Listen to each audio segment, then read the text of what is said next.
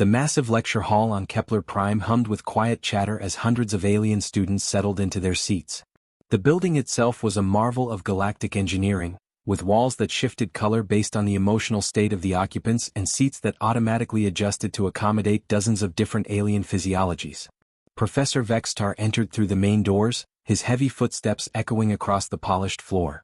He was an old Draknari, a species known for their thick, scaled skin and multiple eyes that could see across several light spectrums. Battle scars crisscrossed his hide, telling stories of conflicts that most of the young students could only read about in their history texts. Today's class included cadets from across the galaxy. The Zephyrians sat in the front rows, their crystalline bodies catching and reflecting the artificial light like living prisms. Behind them, the Malari students swayed gently in their specialized fluid tanks, their tentacles moving in slow, hypnotic patterns.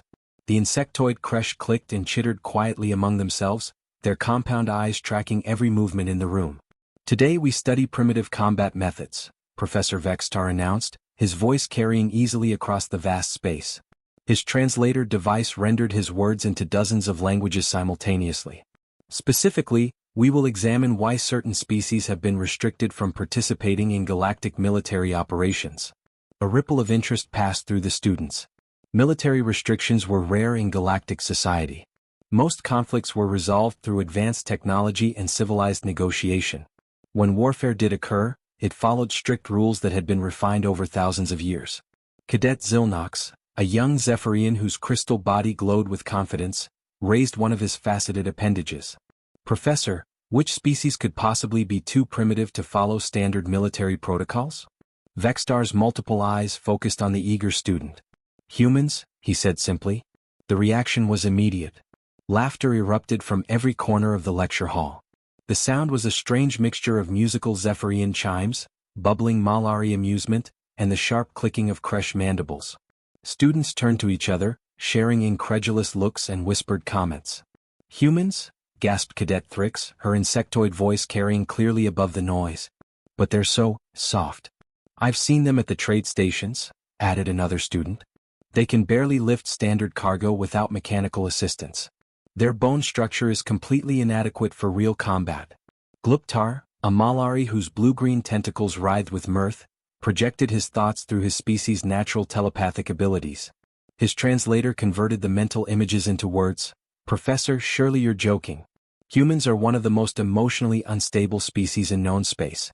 They form attachment bonds with primitive animals. They cry when watching fictional entertainment. How could such beings possibly be dangerous?"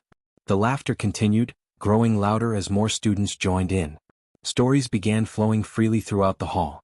A creche cadet described watching a human tourist become distressed when his primitive communication device stopped functioning. A Zephyrian student recalled seeing humans become agitated simply because their food was served at the wrong temperature. "They have no natural weapons," observed Cadet Rixtal, flexing her razor-sharp claws for emphasis. "No armor plating, no venom sacs, no electromagnetic discharge capabilities. Their vision spectrum is incredibly limited. Their hearing range is pathetic. By every biological measure, they're completely defenseless." Professor Vextar stood silently at the front of the room, watching the mockery with growing unease. His scarred hide seemed to darken as old memories surfaced. He had served in conflicts across the galaxy, had seen species that could dissolve metal with their touch and others that could survive in the vacuum of space. But there was something about humans that these young, naive students didn't understand. "Their technology is centuries behind ours," continued Zilnox, his crystalline form practically vibrating with amusement. "They still use chemical propulsion for space travel. Their weapons fire primitive metal projectiles instead of energy beams. Their computers are so basic that they require physical interfaces for operation. I heard they still engage in something called physical combat," added Thrix, her mandibles clicking with disgust. "They actually touch their enemies during warfare. It's completely barbaric." The students' confidence grew with each shared observation. Everything they knew about humans suggested a species that was barely evolved beyond primitive tribalism. Their emotional instability was legendary. Their tendency to form irrational attachments to objects, animals, and even abstract concepts was well documented. They were known throughout the galaxy as one of the most illogical and unpredictable species ever encountered. "They have festivals where they commemorate their dead," observed Gluptar with obvious bewilderment. Not just their genetic contributors but random individuals they've never met. What possible survival advantage could such behavior provide? They create fictional stories about imaginary beings and become emotionally invested in the outcomes, added another student. Their entertainment industry is based entirely on manipulating their own emotional responses to events that never actually happened. Professor Vextar's expression grew increasingly grim as he listened to his students' analysis. Everything they said was technically accurate. Humans were physically weak by galactic standards. Their technology was primitive. Their emotional responses were often irrational. They did indeed form attachments that served no obvious evolutionary purpose. But the students were missing something crucial, something that their textbooks and casual observations couldn't capture. They saw only the surface characteristics of humanity, not the underlying implications of those traits. The laughter finally began to die down as students ran out of examples of human inadequacy. The hall settled into an expectant silence, waiting for their professor to confirm their obviously correct assessment. Instead, Vextar's voice carried a warning that none of them were prepared to hear. Professor Vextar raised one of his massive, scarred arms, and the laughter in the hall slowly died down. His multiple eyes swept across the room, taking in the faces of his students. Some were still smiling, others wiping away tears of amusement. The crystalline Zephyrians continued to shimmer with mirth, while the Malari students' tentacles swayed in patterns that indicated continued entertainment. "You mock what you do not understand," the old professor said quietly. His voice carried a weight that made several students shift uncomfortably in their seats. The translator devices picked up not just his words, but the subtle tone of warning that ran beneath them. Cadet Zilnox, still glowing with confidence, spoke up again. "Professor, with respect, we understand perfectly. Humans are biologically inferior to every species represented in this room. They have no natural defenses, primitive technology, and unstable emotional patterns. What possible threat could they represent to any civilized military force?" A few students nodded in agreement. From their perspective, the logic was flawless. Military effectiveness was measured by technological advancement, biological advantages, and strategic thinking capacity. Humans scored poorly in all three categories. Professor Vextar walked to the center of the room, his heavy footsteps echoing in the now quiet space. "Tell me, Cadet Zilnox, what do you know about the Zarathi Empire?"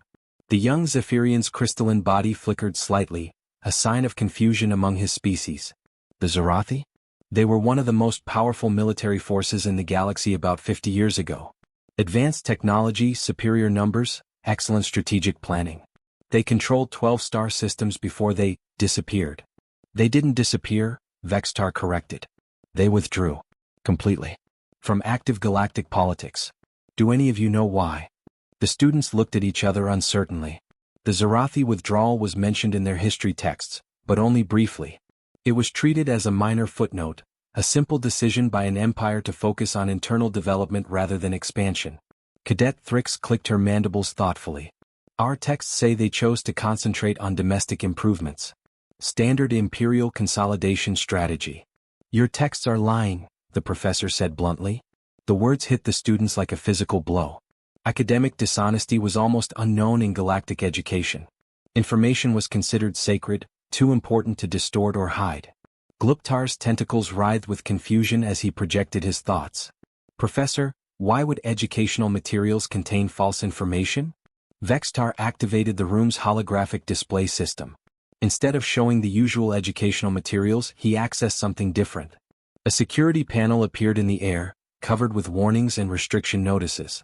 The students recognized it as a military archive, the kind that required the highest security clearances to access. "Because some information is considered too dangerous for general consumption," the professor explained as he entered a series of complex authorization codes. The Galactic Council decided that certain historical events should be edited for public consumption. The students watched in fascination as layer after layer of security protocols were bypassed. Many of them had never seen actual classified military data.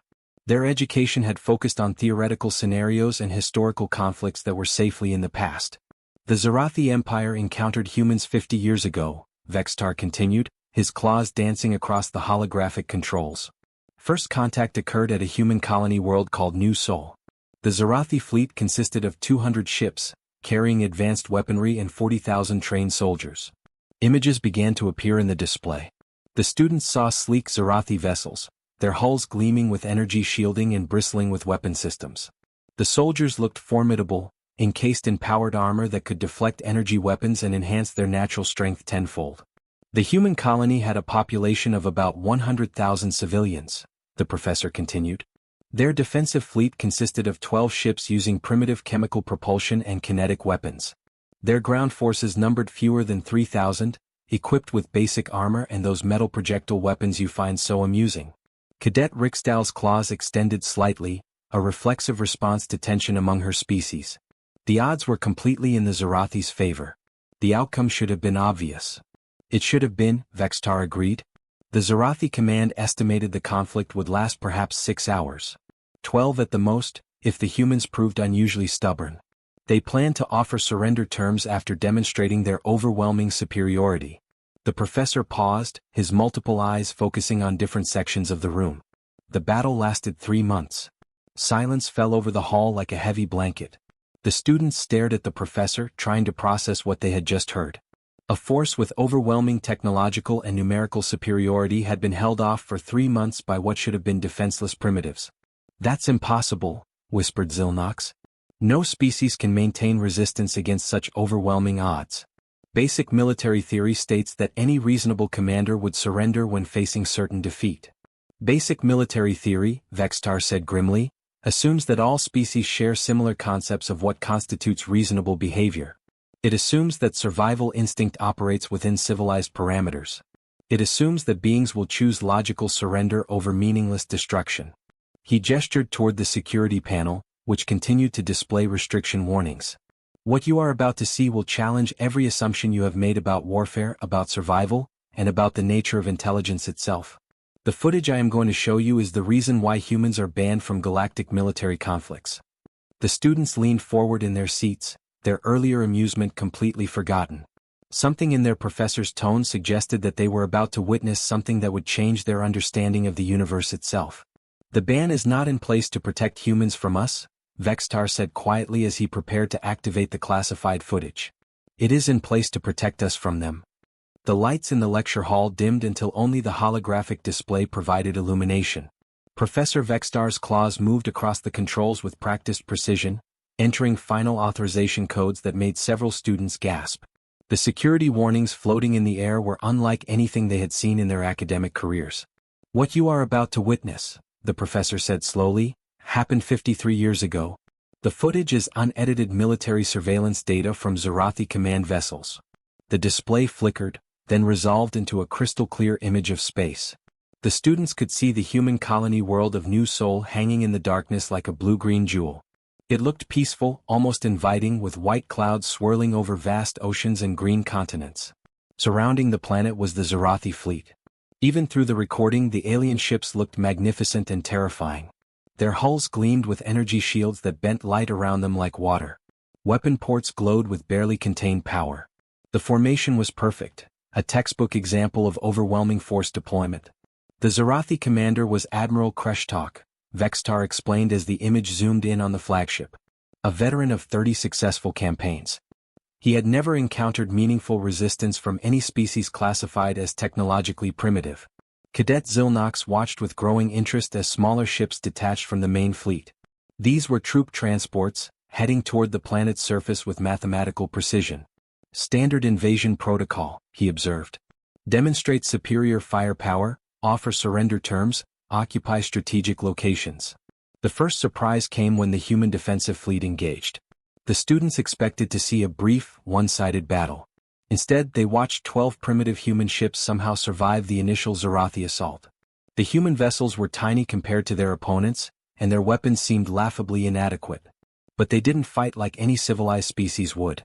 "They're not following standard engagement patterns," observed Cadet Thrix, her compound eyes tracking the chaotic movement on screen. "Their ships are breaking formation, scattering in random directions." "Not random," Professor Vextar corrected. "Watch more carefully." The students stared harder at the display. Slowly they began to understand what they were seeing. The human ships weren't retreating or trying to win a conventional battle. They were doing something else entirely. Each vessel was heading toward a different part of the planet, staying just ahead of the Zorathi pursuit ships, leading them on wild chases through the atmosphere. "They're buying time," whispered Gluptar, his tentacles curling with confusion. But time for what?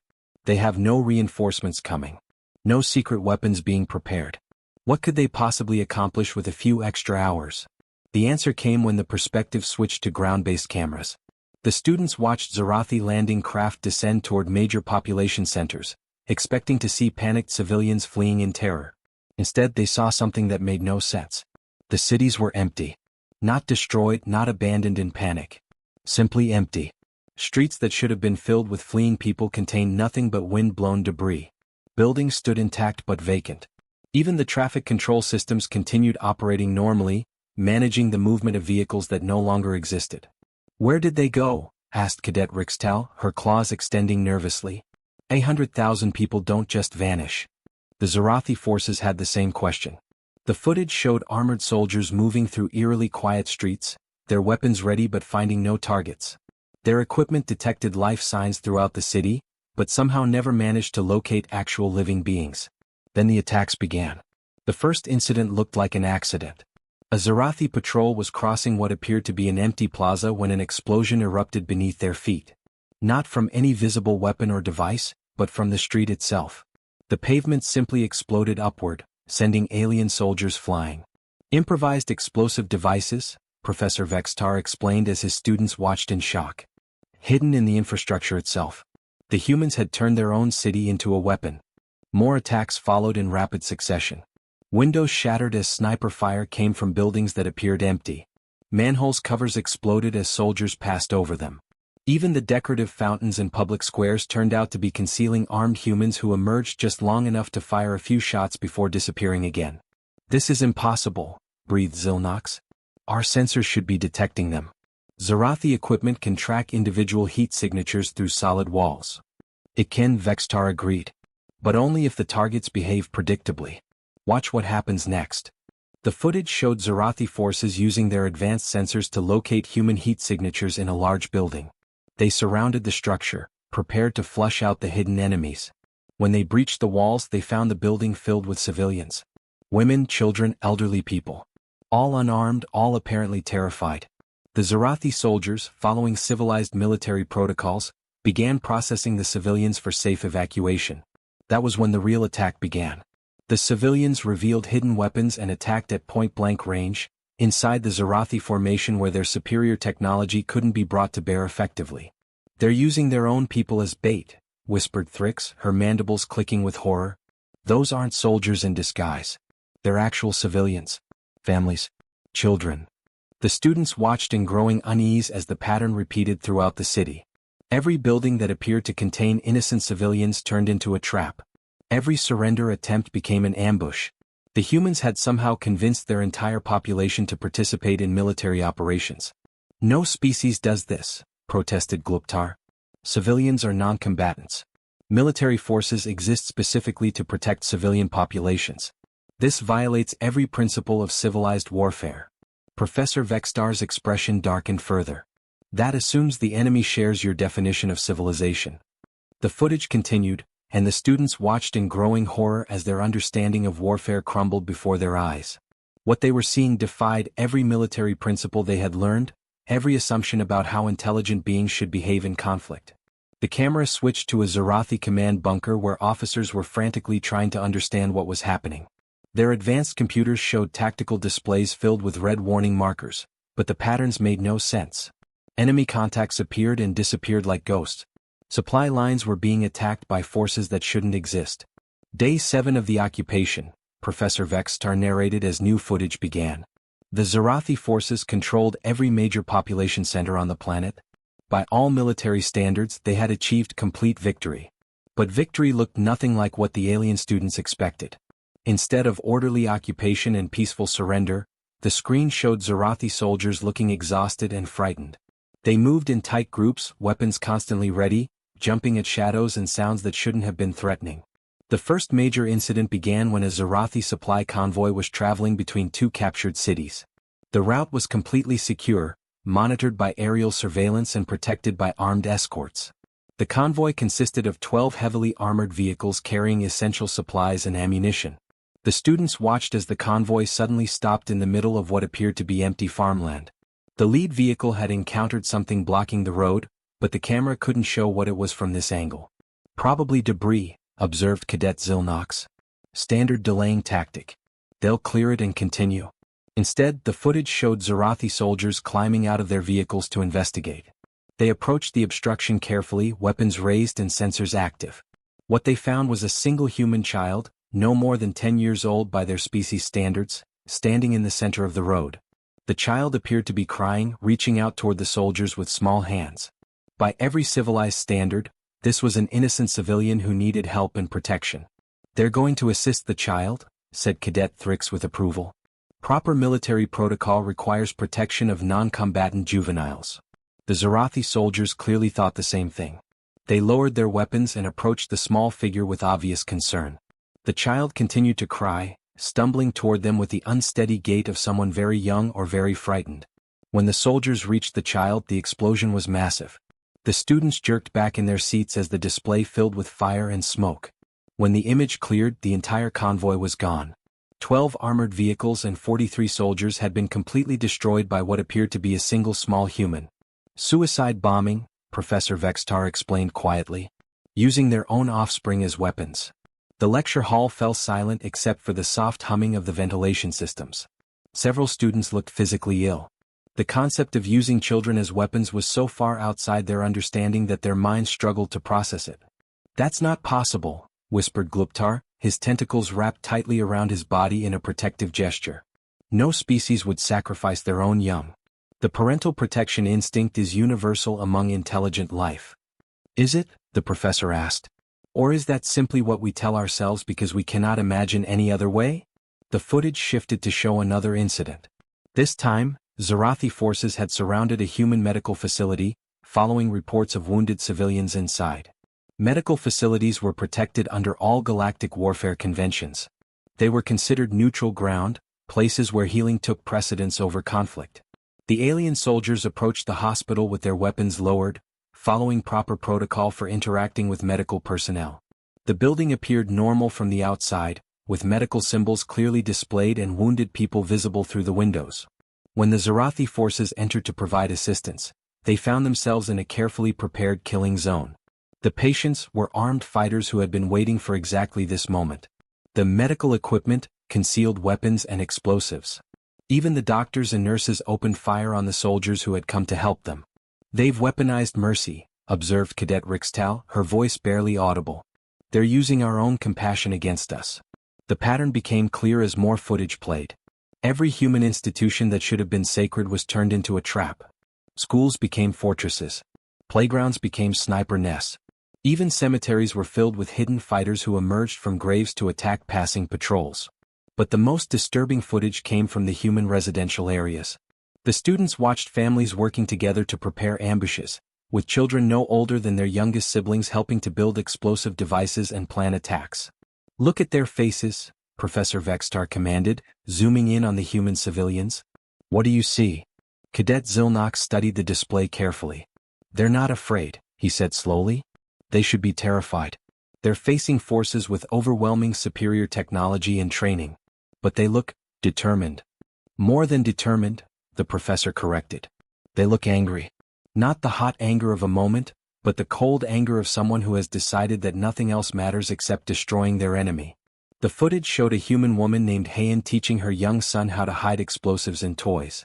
Her face was calm, her voice gentle, as if she were teaching him to tie his shoes or read a book. When Zarathi soldiers later found the booby-trap toys, the explosion killed 6 of them. Another scene showed an elderly human man named Jinho who had lost both his legs in an earlier attack. Unable to walk, he had strapped explosives to his wheelchair and rolled himself into a group of Zarathi officers during what they thought was a peaceful negotiation.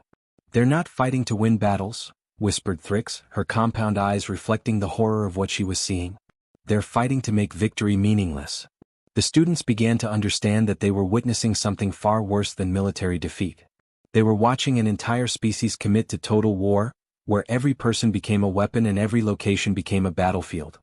The final footage began with a timestamp showing day 87 of the conflict. The students had watched 3 months of warfare compressed into hours, and their understanding of combat had been completely shattered. What appeared on screen next would break something deeper in their comprehension of intelligent life itself. The scene opened in what had once been the human capital city of New Seoul. The buildings were mostly rubble now, streets filled with debris and the twisted remains of both human and Zarathi equipment.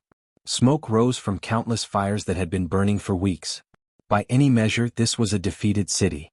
But the Zarathi forces moving through the ruins looked like the ones who had lost. Professor Vextar narrated what the students were seeing. At this point, the Zarathi controlled the entire planet. They had eliminated organized human military resistance. Their casualties numbered fewer than 2,000 soldiers. They had achieved every strategic objective outlined in their original mission. The alien soldiers on screen moved carefully through the destroyed streets, but their body language spoke of exhaustion and fear rather than victory. Their advanced armor was scarred and dented. Their weapons were held with the desperate grip of beings who had learned to expect attack from any direction at any moment. "Why do they look defeated?" asked Cadet Zilnox. "Their technology is intact. Their forces are still organized. They control all strategic locations. Because," Professor Vextar said quietly, "they had learned the difference between winning and surviving."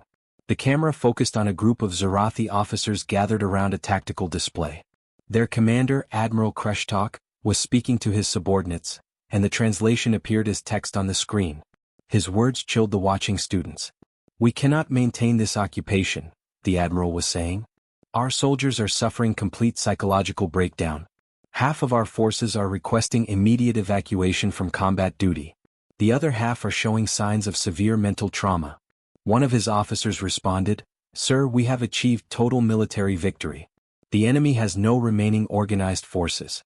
Their infrastructure is destroyed. Their government has surrendered." "Has it?" the Admiral asked. "Then explain to me why we lost another supply convoy yesterday. Explain why our soldiers are afraid to sleep.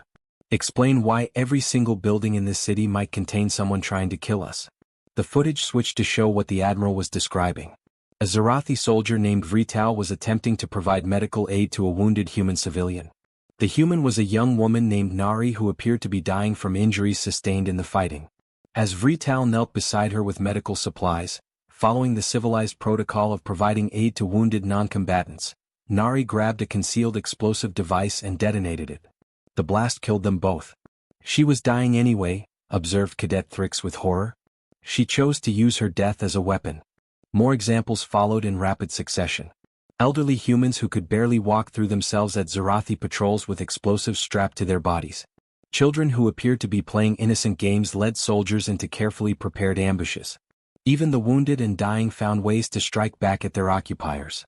The students watched a scene that would haunt their dreams for years to come. A human named Jimin, badly injured and trapped under debris from a collapsed building, had convinced the Zarathi rescue team to come help him. When they arrived and began trying to free him, he activated a device that brought down the rest of the building, killing himself and 6 would-be rescuers. "They're using their own suffering as bait," whispered Gluptar, his tentacles trembling. "They're turning every act of mercy into a trap." The final scene showed Admiral Kreshtok in his command center, 3 months after what should have been an easy victory. He was speaking directly to the Galactic Council, requesting immediate authorization for complete withdrawal from human space. "Council members," the Admiral said, his voice showing the strain of constant psychological pressure, "I cannot recommend continued military operations against this species. My forces are combat effective, but the psychological cost of maintaining occupation is unsustainable." A council member's voice came through the communication system. "Admiral, explain your reasoning. You have achieved complete strategic victory with minimal casualties." "Minimal military casualties," Kreshtok corrected. "But we have learned that humans do not recognize the difference between military and civilian targets. Every person on this planet is a potential combatant. Every building is a potential weapons depot. Every act of kindness or mercy becomes an opportunity for them to inflict casualties." The Admiral paused, looking directly into the camera. "Council members, they have made it impossible to win without becoming monsters ourselves. To truly defeat them, we would need to exterminate their entire population, including children and wounded civilians. They have forced us to choose between victory and our souls." Professor Vextar stopped the footage and allowed the lights to return to normal. The students sat in complete silence, their faces showing various expressions of shock, horror, and confusion. Everything they thought they knew about warfare, about civilization, about the nature of intelligent life had been challenged. The Zarathi Empire withdrew completely from human space 1 week later, the professor said quietly. They had achieved total military victory, but they could not psychologically survive the cost of maintaining it. Cadet Zilnox spoke first, his crystalline voice cracking with emotion. The Geneva Conventions you mentioned earlier were created by humans themselves, Vextar confirmed. After they realized what they were capable of, they chose to limit their own actions in warfare. Not to protect their enemies but to protect their own humanity. The professor walked to the center of the room one final time. The ban on human participation in galactic conflicts exists because humans learned to fight wars in a way that makes victory meaningless. They transformed warfare from a political tool into an existential struggle where the only choices are total victory or total destruction. He looked at each student in turn. Every species in this room fights to achieve objectives. Humans fight to exist. And that difference changes everything. The lecture hall remained silent as students filed out, their earlier mockery replaced by a profound understanding that some sleeping predators should never be awakened.